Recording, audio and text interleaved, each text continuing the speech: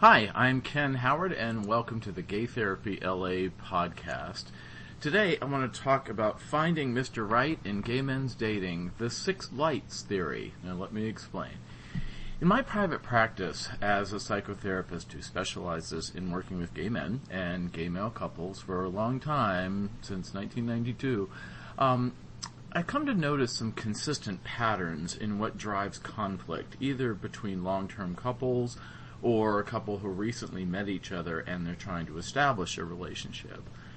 Often I find that struggles in a relationship are due to something going on in how we think about the other person mentally, how we feel about them romantically or emotionally, or how we respond to them sexually.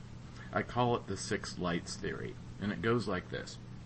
For a relationship to be working optimally, it's as if the two partners of a relationship have 3 little status lights on their bodies that light up, kind of like a computer modem. You know, if you have, a computer modem that for your TV or your home phone service or your internet service, Linksys or one of those other ones, it has status lights, that light up, that indicate the functioning of different aspects of your modem. And I think people are kind of like this. We have one of these lights on our head indicating how we are responding to our partner rationally and if they stimulate us mentally. One more at our heart indicating how we're responding to our partner or even our date emotionally and romantically, such as being in love or being emotionally attracted or compassionate or drawn to someone. And then there's one more at our crotch, indicating how we are responding to our partner with sexual feelings and attraction. And the brighter the lights in each area, the more robust our response. However, when one of these status lights is dim or burned out, there's a problem in the relationship or a problem on the date. So for a relationship to thrive at any given time, all 6 lights, his 3, your 3, need to be shining bright. Let's do a few examples of this. Brian and Victor, not their real names, I make these up for, confidentiality purposes, came to see me because they were having complaints that they hadn't had sex in a long time. And both of them were starting to seek sex outside the relationship. Now, sometimes that's okay in an open relationship. I work with a lot of guys on that, and that's another whole episode. Or sometimes in a monogamous relationship, sex outside the relationship with other partners is a problem. But in the course of couples therapy, it became clear that while their headlights were still bright in that both of them still enjoyed each other's company, stimulated each other intellectually, had great talks, and their heart lights were both on in that they still considered themselves in love and committed to keeping their home together. Brian's crotch light in his sexual feelings for Victor had dimmed a bit.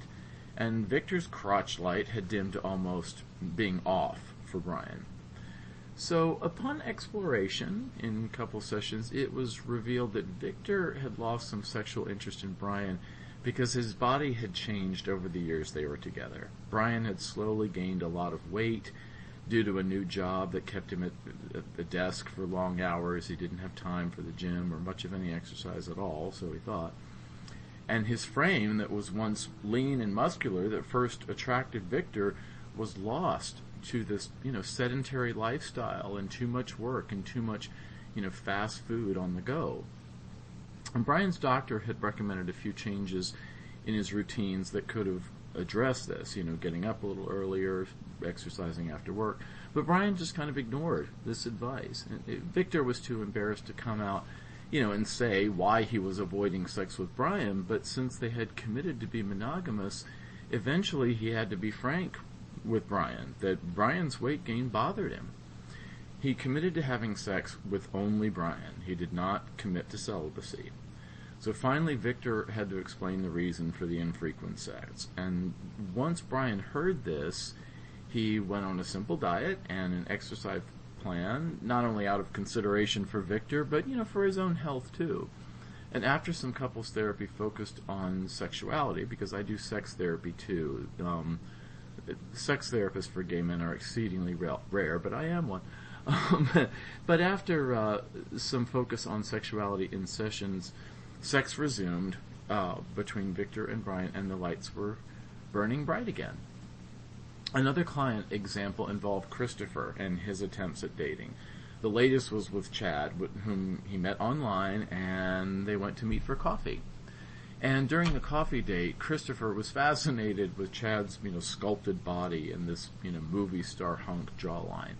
He found Chad funny and charming, but he also found Chad to be, in Christopher's words, dumb as rocks. Chad made grammatical errors in his speech, didn't know anything about current events, made strong statements of opinion based on things that Christopher knew to be factually false. And so in this case, Christopher's crotch light and his heart light were burning bright, but the headlight was just not happening. Christopher kind of left it at one coffee date, plus a one-night stand, but, the relationship never really took off, because for Christopher, that headlight was just not turned on for Chad. Let's take another one. Jack went on a dinner date with Joe and found him to be intellectually stimulating, fascinating him with stories of his work as a journalist. And Jack found Joe kind of sexy, too. He continued like this. They went on several dates, and Jack was fascinated and somewhat attracted to Joe, too. But it stayed this way for a number of weeks of dating. And finally Jack realized that he had no particular feelings for Joe. He admired his intellect, he admired his white teeth and shiny hair and sexy dimple, but he wasn't developing any particular feelings for Joe romantically. So for Jack, the crotch light and the headlight was on, but the heart light was dim. He realized, soon after that all three lights actually were burning bright every time he talked to Mark, a guy who worked one floor below Jack in his office building. And he couldn't wait to use the elevator in the morning, hoping he would run into Mark, kind of accidentally. So finally, on their first lunch date, Jack sensed that those three lights were on for Mark too. And then Jack later became partners with Mark, and his headlight for Mark started to flicker just a little bit when Mark wanted to paint the living room a hideous shade of green.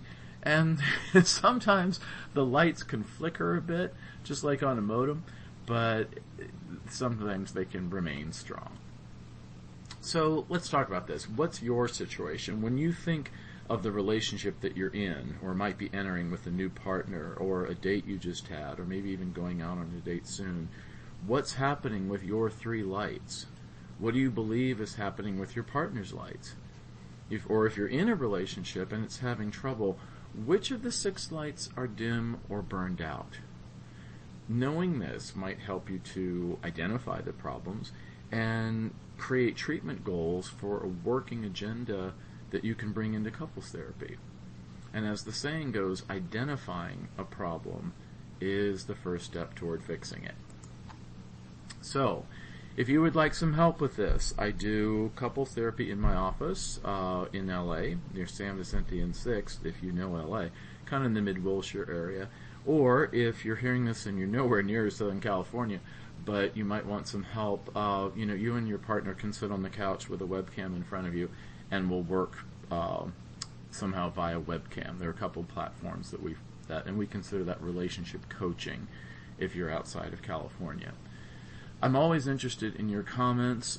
Please leave a rating and comments if you can. That really helps to get the word out and helps to promote the show and all that stuff. You know how it is.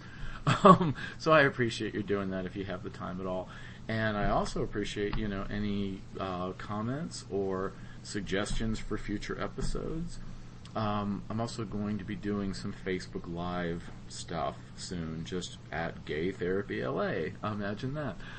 So if you want to reach me, text me is always easiest. Area code 310-339-5778. So 310-339-5778 is the way to text or call me. You can also email me, if that's easier, Ken at what else? GayTherapyLA.com. And if you go on GayTherapyLA.com under the blog tab, there's an article related to this. There's lots and lots of articles in lots of different categories because I've been doing this a long time. But you're always welcome to visit that for free, and not for free, you can have some individual attention with a session of your own if you're interested. So please feel free to get in touch with that.